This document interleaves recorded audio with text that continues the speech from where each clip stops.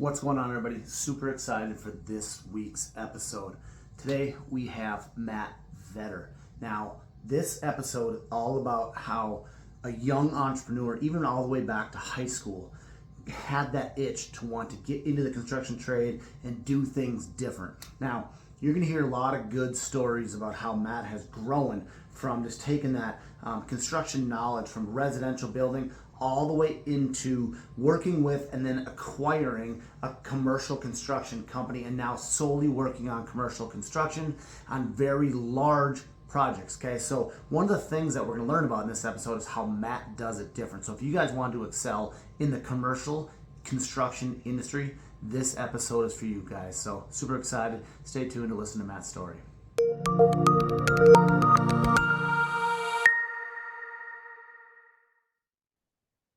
Hey, what's going on, everybody? Welcome back to Beyond the Crete podcast. Super excited for this guest. Him and I have met multiple times, and I have actually been on his and Dylan's podcast multiple times. You saw the other interview with Dylan, so now we're bringing Matt on. So we're super excited for this one. Lots of growth, lots of knowledge going to be unpacked in this one. So guys, stay tuned. But first and foremost, I want to welcome Matt to the podcast. And Matt, here's your 2 minutes. Let's hear your bio. Hey, Peter, I appreciate you bringing me on, man. My name is Matt Vetter. I'm the president and sole owner of Shafer Construction. We are a commercial true design build firm based in Southeast Michigan. I've been running the company here for about 6 years now. I've been in the construction industry for 26 years. So happy to get into some specifics and see where it goes, man. Yeah, that's awesome. It's kind of funny because my brother lives in just northwest of Detroit, and I was traveling back a couple weeks ago, and my son is going to Michigan State, and I had stopped and taken a picture of the state football stadium, and I posted on my picture, and then Matt hit me up, and he was like, "Oh no," he's like, "I'm blue and gold," and I was like, "Oh well, I don't blame you, but I got to root for this one now." So it's good to see. I see it behind you there, but no. Again, so guys, let's think about this. Almost 25, almost 30 years of construction experience. So we're going to dive into design, build, everything construction related. So our aspect is obviously more of the concrete related. But again, this is a business podcast. So it's what we call Beyond the Crete. It's not just about the installation. It's what are we doing for the business growth side of things. So again, if we dive into 3 topics, the past, the present, and the future, let's dive right into your past. Okay. So what did you do? You obviously went to school, Michigan, but then how did you ultimately get into construction? So construction actually found me before school did. So I started building houses in my late high school years. I moved a lot of lumber around job sites for a long time and that sort of thing. It was good work, as a 19-year-old kid. I was outside. I was, working with my buddies. I was making cash under the table. But that was my introduction, and honestly, I fell in love with the sawdust. I fell in love with the smell of it, the sights, the sounds, and being able to kind of be an integral part in creating something, right? And then handing over at the time a house to a new homeowner. It was just a cool feeling. Truth be told, my schooling, while yes, I'm a Wolverine at heart, I went to U of M. I graduated from U of M. I have a degree with nothing related to construction. So that was my next question. That's funny. I put myself through school. I owned a residential company at the time. We did, decks and garages, things of that nature. And it was fun. I got a lot of creative latitude. At the time in Southeast Michigan, the big 3 auto market is huge here. That pretty well controls and runs everything in the state. And I was fortunate enough to be working in a very affluent area full of auto execs. And these guys and these women would basically give me a credit card or give me a blank check and say, "Hey, here's what we want. We don't know what it looks like, but budget's no issue. Go to town." Wow. I was like, well, hell yeah, I can do that. Yeah. So did that for quite a few years. Fast forward to 08, 09, when things started falling apart, those auto execs, their discretionary funding dried up really fast. I found an opportunity at that point in time to kind of jump ship from the residential side into commercial, and I dove in head first, and I haven't looked back since. So I spent about 8 or 10 years, traveling all around the country, building primarily quick serve restaurants. I did a lot of pizza places. I did it by myself. So as a lone wolf kind of consultant, if you will. I mean, the money was great. I was still building shit, so that was good for me. But the travel was brutal, man. I was at the end there, I was traveling 5, 6 days a week. I'd be in a different hotel every night. And my wife and I had started growing our own family, had little kids at home, and it got to be too much. So again, when opportunity knocks, you damn well better open that door. I actually was leasing an office 2 doors down from where I sit today, from a guy locally, and that was kind of my home base. He was a local general contractor. We struck up a relationship. One thing led to another. Fast forward another decade, and I bought the company from him. Okay. So here we are, in 2023. I am the owner of Shafer Construction. My previous business partner retired at the end of last year, and we're growing in leaps and bounds, man. And I'm sure we'll get into some of that. But that's kind of my quick and dirty past for you. Right. Well, I mean, that's a lot to unpack on that. And I do want to get into a lot of that because I want to talk, residential to commercial, right? So being a sole person, right? Small, obviously, right? Whether you're a sole owner operator, you got a small crew, right? A couple guys. Typically, a residential framing job, if really, is probably going to be manageable. How the hell do you go from doing something like that to jumping into building pizza places that are by yourself? That could be, I don't know, a crew of maybe 20 guys and dealing with all that BS. It was trial by fire, Peter. I mean, it was, like I said, we were just starting out our family, my wife and I. My world dried up real fast. My what I knew in construction was literally going away by the minute. So part of it was, well, shit, I got to eat, right? We got to figure this out real fast. And again, I had an opportunity. There was a steep learning curve. I took a lot of bumps and bruises. From going, when I was doing my own residential company, it was primarily me. I would sub out the MEP trades, but at that point in time, I was doing everything. I was doing all the estimating, the bidding, the sales. I was also doing all the framing, the drywall, the finished car. I mean, everything I could. So to go from that to now I'm playing kind of pseudo GC, kind of half GC, half owner's rep consultant. It was tough, man. And the first few projects were brutal. There was a lot of lessons learned, a lot of mistakes made, but you learn from those mistakes. It's like touching a hot stove, right? You got to do it once to know how bad it hurts. The good guys don't do it again. And that's kind of how I've always lived my professional life. So it was a steep challenge, to say the least. Right. And again, I'm going to touch back on this again later because we have a lot of guys. I'd say most of our customers are residential guys. We have a few larger commercial guys, but a lot of guys want to get into big commercial, right? They hear the big dollar value. I want $100,000 job, blah, blah, blah. And I'm not going to touch on it right now, but I want to touch on it again because you start getting into that world. It's a whole different level of stress and payments and shit like that. So I know that's going to come in here shortly, but when you rented that space and then eventually kind of struck it up with the guy, how long before you kind of had that working relationship before you knew that it was going to be your company, right? What was your vision at right when you met him? Kind of how did that progress to the time before 2022 when you bought him out? So I started my first company at a fairly young age. I was in my first actual company that made any money. I was in my early 20s. Mm-hmm. So I've always kind of had that entrepreneurial bug. Couple that with the fact that in doing that for myself for so long, I became almost unemployable, right? I mean, my mindset had shifted to the point already in my 30s that I didn't want to work for someone else. And there was a stint where I did go take a job with a larger local GC kind of between where I am now and after I stopped traveling so much. That was, again, to kind of pay the bills. But it's always been in my head. It was the 3 or 4 years I spent there were brutal to me. Personally, it was like killing a part of me every single day just because I that's how I was born and raised. I came up, getting my ass kicked in this industry, but having skin in the game all the while through. And so I won't say that I knew in my head I was going to buy this company when I did or ever, but I knew in my head that at some point I would be back to being a business owner again. Right.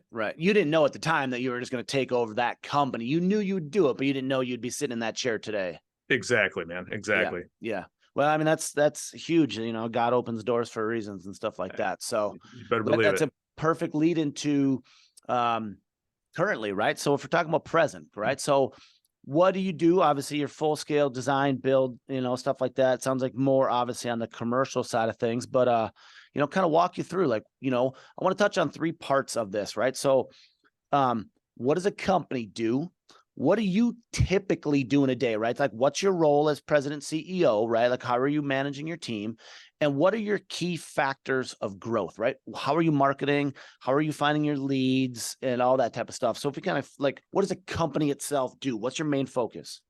So a company itself we are 100% commercial.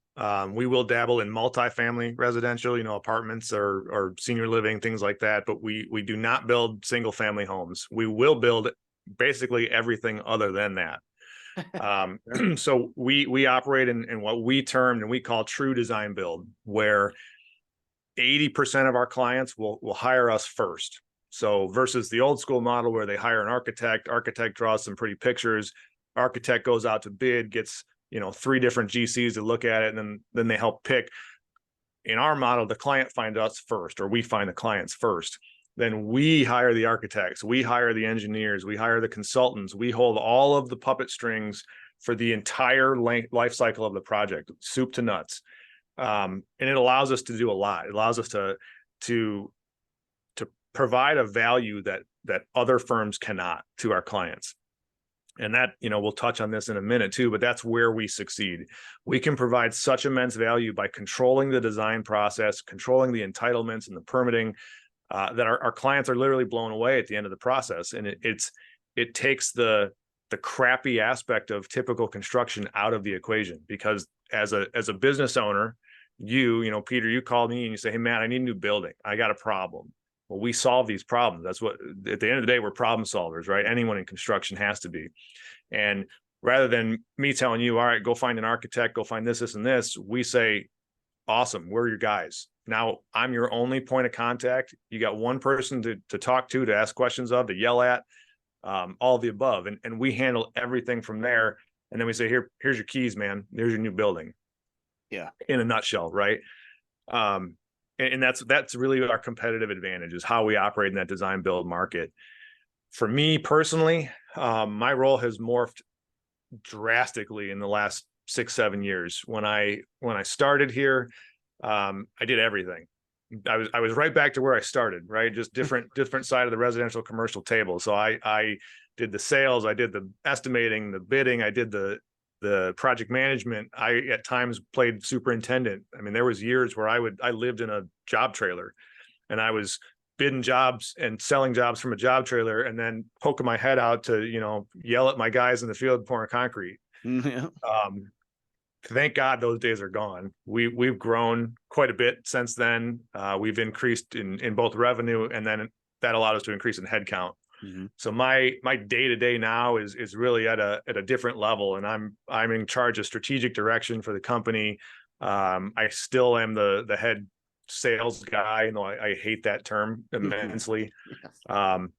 But you know, overall direction of the company, overall oversight of the company, that's kind of on my list of things I have to check off every day now. I've got a great team with me, it makes it so much more fun at this point. Yeah. Third part, so factors of growth, and that kind of ties into what I said originally, right? Our strategic advantage is what it positions us in a market that is, I wouldn't say it's untapped, but it's largely untouched. Because by doing what we do, you know, we get to control the whole process. We get to provide all this value, but in holding all those contracts and holding all the design and everything else, we also hold all of the risk, and it scares a lot of firms away. I mean, you mentioned the bigger contracts, excuse me, and that's where we're at now. We're looking at, you know, multiple 8-figure contracts these days when we hold every bit of risk. Mm-hmm. And there's sleepless nights for sure. And there's a lot of paperwork now and contracts and attorneys that get involved to make sure we can manage that risk. But that is the main factor of how we can keep growing, is that we're willing to take that on. We're confident enough in our abilities and what we do that we'll grab it all, put all of that risk on my shoulders and my team's back, and we'll run with it. And that's really our differentiating factor. I mean, that's huge, right? You always find the things that either people aren't doing, you solve the problems, or aren't willing to do, right? So with that, obviously building a multi-8-figure building, there's a lot of subs that are obviously in on that. Okay. So one of the big questions that my guys ask me all the time is, how is a sub, say like our guys, coatings guys, concrete guys, what is the best way for them to get a hold of a company like you and get on your list? Like, what does that look like for you, right? You have your guys you typically always use, but what's it look like to try to bring on a new sub or trust in that factor? How do you guys play that game? So that's a tough question. And it's one I get asked in almost every interview I do because of that very reason, right? Guys see what we're doing and they want to be a part of it. And that's the intrinsic nature of our industry, right? Is you got to reach out to new GCs or to new owners or whoever and make an intro. I can tell you what won't work first. Spamming the shit out of me on my email or my LinkedIn or showing up at my office constantly and getting, that beggy factor. If anybody comes begging for work, there's a problem, right? There's enough work out here right now anyways in this economy that everybody's busy. So those are good ways to never make it onto my list. The ways we look at and that we appreciate is building a relationship. You can show up at my office. I'd appreciate it if you made an appointment, and we'll talk. We can have a coffee. We can go grab lunch or whatever. You gotta build that trust factor before I'm going to trust all of that risk factor on someone that I don't know. And so it's not a quick process, and it frustrates some guys. We're at the level now though where we can't keep our core guys for every single project, right? We've got specialty contractors we've worked with collectively for 30 plus years. So there's massive relationships there. Yeah. However, we're not a Turner, we're not a Auk, we're not, these massive construction companies. So we don't have this constant flow of projects. Our projects, we may be working on 4 or 5 at once in all different stages, but we're not big enough to keep our concrete guys from working for anyone else. Right. So we have to expand that net so that, I can't expect you guys to not go work for the GC down the street because it doesn't make sense in this industry. Yeah. So we have a process, again, the best way to get inside our doors, call me, call one of my people here. Let's have a coffee. And that's where it starts. And if you come at me like a used car salesman, just trying to give me pamphlets and shit, like we don't respond well to that. We want to build a relationship, because at the end of the day, when we get into a contract with each other into one of these projects, we're on the same team now, and we have to at least like and trust each other, or know and trust each other. We don't have to like each other necessarily, although that makes it more fun. It helps.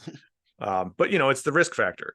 We're all getting into the trenches together, so we gotta trust that you as a new specialty contractor are going to do everything in your power to keep this whole team moving forward.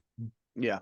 And that's great information. A lot of it's very similar to what I tell our guys too, is commercial contracts take time, right? You're not going to walk into somebody's, door and going to get 50,000 square foot floor. Like, it's just not going to happen. So, and one of our big floor guy, commercial guy, I mean, he worked with the GC on and off for just kind of friends for almost 6 years before they gave him a considerable sized job. And now he's like their leading floor guy. So it just takes time, and it's the same thing. So you hear Gary V, you hear all the top coach names say, right? Like give before you ask, right? So like, don't ask to get on the list, give. We've had a guy donate a floor in a commercial building. It was like 1,000 square feet. He's out a little bit of money, but now he earned his trust, so yeah, it's little things like that. That's valuable information, because again, at your level, doesn't matter if you're owner operator or if you're running a multi-million-dollar company, you're busy, right? You don't have time for everybody just walking off the street. You appreciate it. Again, like I said, set an appointment, make lunch. It is what it is, but you just don't have time. And unfortunately, emails get lost very quickly. So without a doubt, man. Yeah. without a doubt. And we don't have time. Nobody has time. We're all busy. But the other thing is we don't have if there's a screw up on a project, I mean, at the levels now that we're looking at, it could be massive, catastrophic. So we also don't have time for that. Yeah, And right. so we have to really vet people out before we let them onto our job site. We just have to. Otherwise we're flying by night, and that's not a way to run a business. No, and that's the biggest thing as a GC. You got to trust in those subs, and typically our guys would be subs. So I mean, they got to go and do the work. And more importantly, if and probably when something goes wrong, because it's gonna happen, it's how you're gonna respond. And again, like we talked about earlier, these guys want to get these bigger jobs, but you can go do a residential 500 square foot floor and it fail, and you can go back and fix it. You got a 50,000 square foot floor that fails.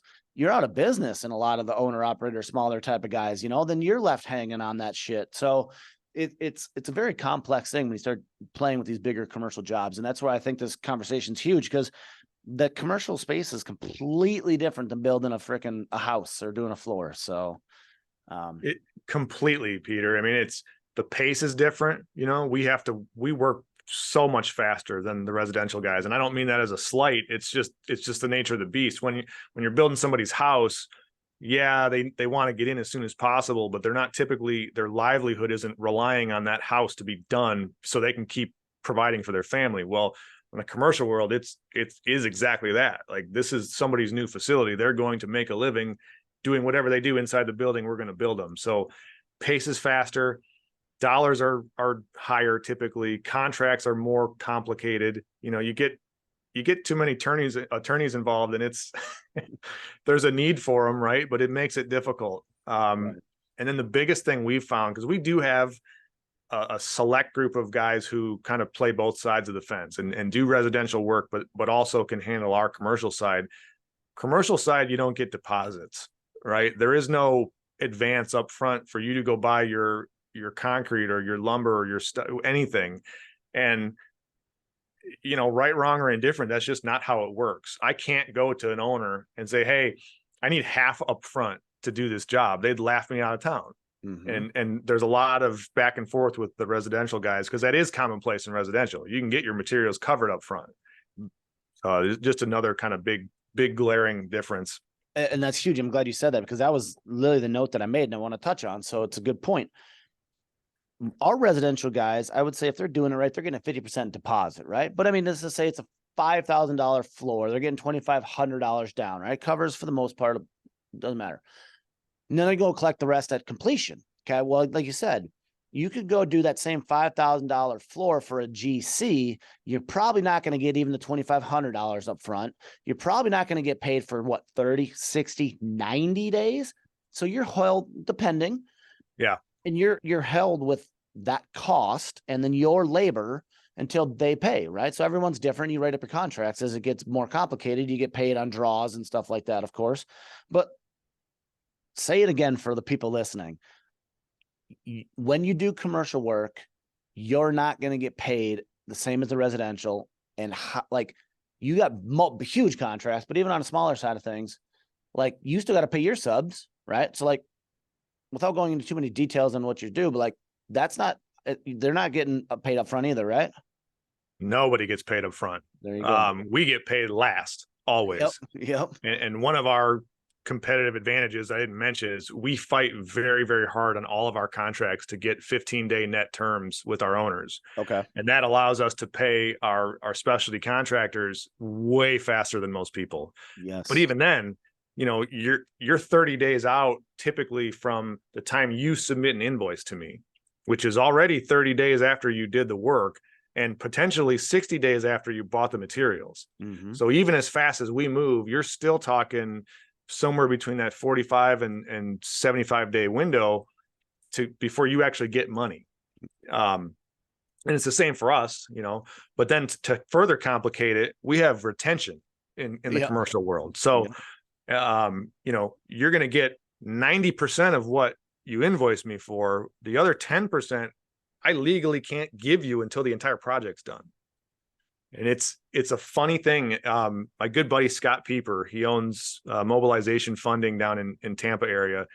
he was on our show a couple times, and he and I have talked, and he's got this great analogy, and I'm going to butcher it, so I'll paraphrase. But imagine going to a restaurant and you order, a steak dinner. You and I go out and we order steaks and whiskeys, have a great meal. Meal's done, and then we tell the waitress, we're not going to pay you for another 30 days. And during that next year period, if we decide those steaks weren't good enough, we're going to come back to you and say, you got to fix it. You got to give it back to us.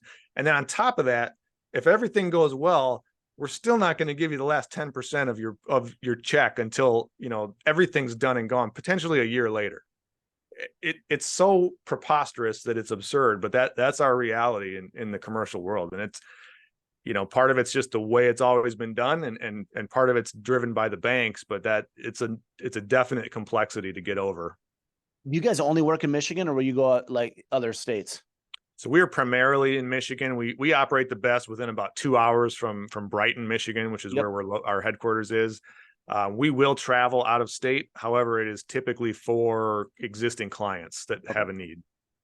Yeah. Well, I was going to say, because that brings in a whole different level of complexity with taxes and all this stuff, right? So again, we ship to 50 states and countries, and it's a whole different level. So I don't want to get into that, but it's curious conversation when you start dealing with other states and jurisdictions and legalities and blah. Oh yeah. So yeah, the licensing and taxes, everything. Right. Even here in Michigan, like if you work in the city of Detroit, you pay Detroit taxes also. Yep. So we specifically will not work in the city of Detroit for lots of reasons. That's one of them. Taxes is probably the least. Yeah. I prefer not to get shot.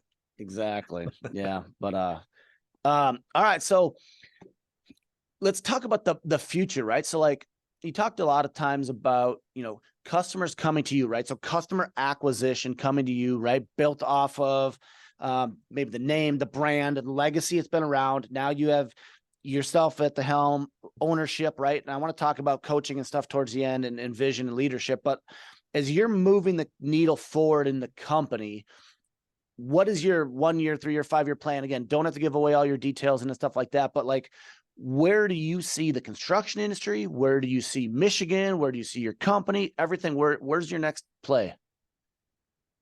So we have some very lofty goals. Our what started as a 10-year plan is now cut down to our 5-year plan. Wow. We've basically been doubling revenue every year for the last 5 years. Wow. And we don't intend to slow down. Obviously, to make that happen, our team that started off as 2 people is now grown to 8 or 10, wherever we're at now, and it'll keep going to facilitate that.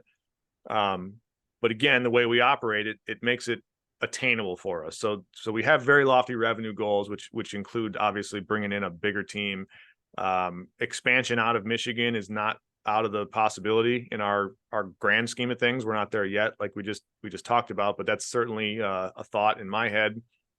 As far as Michigan goes, knock on wood, I don't see a real big slowdown coming. Everyone's all doom and gloom, and a lot of that's driven by politics and other stuff we don't want to get into today, but we're not seeing a slowdown as of right now. The pent up demand, and some of it's still left over from the whole shutdown nonsense in 2020. We're not building chip factories at our level. However, the chip factories spawn off a ton of ancillary business and smaller projects that have to be built to support them. That's kind of our playground. Okay. And those are still just going like wildfire for chip factories, for logistics facilities, and all these different things as we continue to progress as a society into, we've gotten really lazy, right? And we want all our stuff immediately. We want Amazon showing up every single day. And that takes buildings. That takes infrastructure to support it. So the construction industry as a whole, it goes nowhere, right? You can automate certain aspects of it maybe, but you can't fully automate construction ever. There will not be a day when robots are building buildings from ground up. It's not attainable right now. So, things get harder, things get easier. We always operate in a feast or famine kind of cyclical, economy in this industry. But on a grand scheme of things, I think things are pretty damn good. It's not easy, but it shouldn't be easy. If it was easy, everybody would do this shit. Mm-hmm. It's funny you say that because, my brother who lives not too far from there is in the commercial space. He sells underground water main and piping, right? So all the Okay. sewers and, Yeah. fire hydrants, right? So like, Core and Main is the company that he works for. Oh yeah. Yep. You know about him, right? So he says the same thing, and the company is obviously huge, but they're growing, adding a whole entire different branch in Lansing, I think it is. And, the commercial side of things, as much as, he said the same thing. Literally everything you said about '08 and the auto, industry and stuff like that, crazy. And then it's the boom, but now it's coming back. And it's funny because the commercial building we have in Minnesota, as I travel around the country, they're blowing up. Our other location in Texas, crazy, right? So they're building like crazy. So there's no doom and gloom like everybody says there is. And more importantly, when you get in this industry and you do the things like you're doing, you're going to always essentially have your job, right? Because you're providing a service above and beyond what your competitors are doing. And so that's why you've been successful over the years, So with that future growth and obviously adding on people, possible locations and stuff like that, do you do like marketing, right? So like, how do you market to go try to build a $5 million business, right? It's just all pretty much word of mouth, isn't it? For the most part, yeah. We, our marketing, I'm personally very active on LinkedIn. I'm terrible on Facebook and Instagram. We typically copy everything straight through. So, but our following is very small. LinkedIn is a good boost for us. But honestly, outside of that and signage on our active job sites, we don't do any traditional marketing. We spend money for logoed apparel and crap like that, but everything we do is relationship based. And so, we're in a weird niche where a lot of our clients, not all of them, but a good proportion of them, will never build another building after we're done. Right. They're not industries, they're not business people that are constantly growing and building like that. So we might build one project for someone ever. But if we do such a damn good job that we become friends with that person, we're going to build their building. But then after that, we're going to build their friends' building and their friends' building and their associates. And that's how we just keep pushing on down the tracks. It's word of mouth. It's relationship based. And in my mind, it's the best way to do it. It's the best way for us, certainly. Yeah. Well, that just goes to everything, right? So quality work, doing what you say you're going to do, being the company you say you're going to be, like core values, everything that we always talk about. And I want to lead this into coaching, right? So personal coaching, personal development. I know a little bit about, personal development, coaching and stuff and how we met and stuff like that, but everybody listening, of course, doesn't. Touch on that for a little bit, right? So like, one, what do you do for that? What has it done for you, for the company, whatever that is? Maybe your employees are into it or something like that too. But like, how important is a mentor or somebody that's done that type of stuff, or at least somebody to hold you accountable, I guess? If it's not the most important thing, it's real close, man. So you and I met through Arate, right? Which is a networking entrepreneurial mastermind group. We've got some mentors. I can honestly tell you that before I went down that road of mentorship and personal development, we were stagnant here. I didn't know what to do. And I don't credit the Arate Syndicate or masterminds with everything in my success. However, having a group of people that know the struggle you're going through, at least on a high level, and having people like you that we can have conversations. We're on different sides of the table in the construction world, but we're still in that same pot of boiling water together, right? Mm-hmm. So having those resources is tremendous. There's a ton of imposter syndrome that comes along with owning any sort of business, right? But having people to talk to who have either already done it or who at least are going through it at the same time, it's invaluable. So I've been in RSA since 2020, I think. One of my guys here is now also a part of it. We have taken the personal development side, and I'm actually really proud of this aspect. So we do rocks for everybody twice a year, which are, if you've read the book Traction by Gino Wickman, that's where the term comes from. But in a high level, they're goals, their priorities kind of outside of your day-to-day tasks. So everybody gets 3 rocks twice a year, Well, for this round, we just released them in June. We got 2 rocks that are strictly business related. That's good and great. But then when our 3rd rock was personal development related.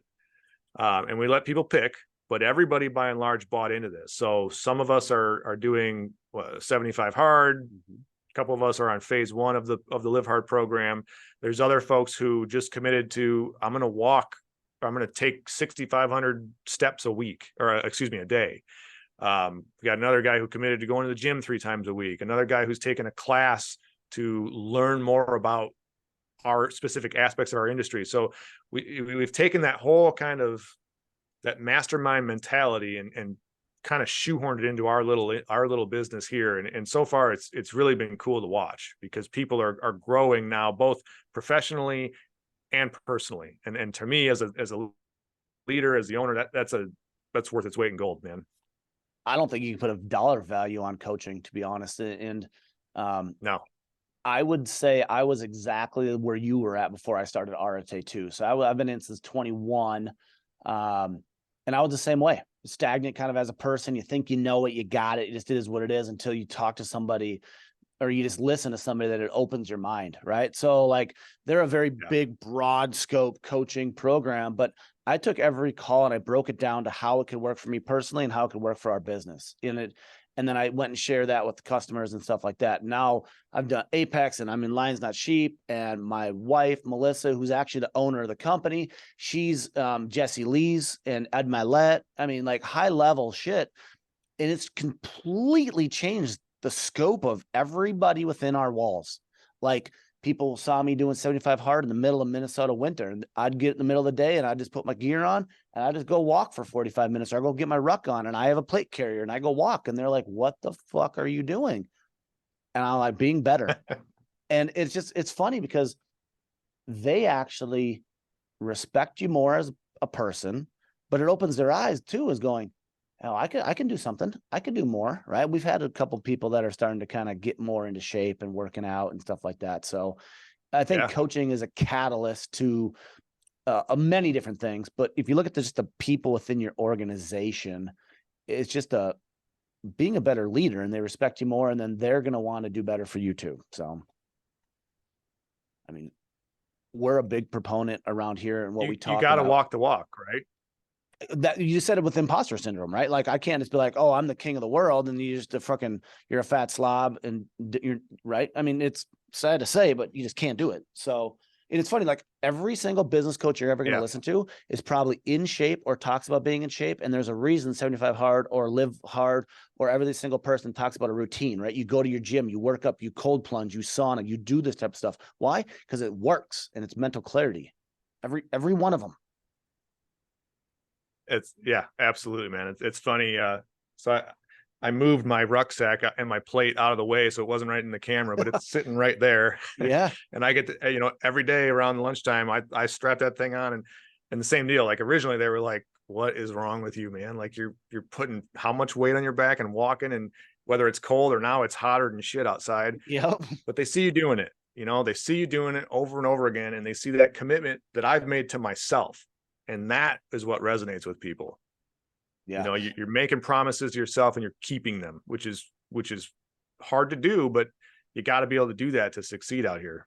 Discipline. I mean, I break everything down to discipline and stuff like that too. And it's funny you say that, because when Dylan and I we talked about bringing you two back together, and we're going to do a entire call just on business coaching, right? Personal development, business coaching, and the impact it's had on all of us. I'd love it. Yep. So I'll send you an email and stuff on that. And, as you do that, but again, kind of want to wrap up real quick. Again, guys, if you think about where Matt has came from, right? Obviously a very, driven, motivated person before high school even got over, running companies, early 20s, now running multi 8-figure business, or like contracts, right? Like with lawyers and shit like that, like high level stuff. Anything is possible. And then you think you're going to get in a rut, you find some way, some person, something that puts you in contact with something to kind of get you out of that rut and kind of put you back down the same path. And again, just like as Matt and I are talking, connections are everything, right? So like yeah, we don't do the same thing. We're in the same industry. We're rowing the same direction. And these conversations are just helping other people. And the millions of conversations that he's had with other people and I've had with other people, it all comes with the common goal of being better. So keep that in mind, guys, as you kind of do that. So last thing I want to touch on real quick is the concrete and coatings mastermind. So Matt's kind of hearing about this at the same time. This is more of an industry specific thing that we are putting on. So this is going to be in Dallas, Texas in February of 2024. This is bringing everybody within the concrete, the decorative concrete, the coatings aspect together. So we're going to have a mastermind in Dallas, speakers and vendors all coming together to share industry knowledge. And it's all about business growth. Every conversation that I have with somebody is, what did you do to make your needle go forward? Right? What'd you do to make your business grow? So we're bringing high level business entrepreneurs and owners and, managers into one location, 300 to 400 people with the vendors. And we're going to have an entire day of just networking and doing all that type of stuff. So Matt, I will keep you posted on that, guys. There will be a link down below with that. That's actually the website that I'm building right now is for that. So tickets and everything will be available hopefully in August. But I just wanted to put you guys onto that. And then, last couple things, Matt, where can they find you if they want to contact you? LinkedIn sounds like it's the most common one. So again, guys, links will be description below, but Matt, where can they find you? Yeah, LinkedIn. I am very active, both myself as Matt Vetter and Shafer Construction. That is the easiest way to get a hold of me. Email is fine too, but LinkedIn's probably quickest. mvetter@shaferconstruction.net is the email, and obviously we got the podcast too, the Construction Corner, but LinkedIn's the way to go. Yep. Okay, perfect, guys. And you heard him earlier. Don't spam his ass and ask stupid questions. And I'm going to put a link to their podcast as well. I've been fortunate enough to be a guest on that twice. Love it. And we're going to bring Matt and Dylan back together. So we're going to do another podcast about business coaching and stuff like that. So any last final words? Again, if somebody's an owner operator right now looking to kind of get into business growth, what's their best way to do it? Well, we touched on coaching, that's huge. And just getting out there and having conversations with people who are doing what you want to do and learning from those people is the best way to do it. I mean, I'm not a smart guy. Like, I'm a dumb carpenter by trade. I didn't get this shit handed to me. It's not easy by any means, but it's very attainable if you put your mind to it and you have the right connections and build the right relationships. There you go. Just keep driving forward. So again, guys, I appreciate Matt for coming on, sharing his knowledge and wisdom. Again, all the links to Matt and Shafer Construction will be down below. Same with the Concrete and Coatings Mastermind in 2024, future episodes and everything. And then stay tuned for another one with everything like that. But again, guys, I just want to say thanks again for hanging out with us, learning. And again, there's been another amazing episode of Beyond the Crete podcast, and stay tuned for the next one. Thank you.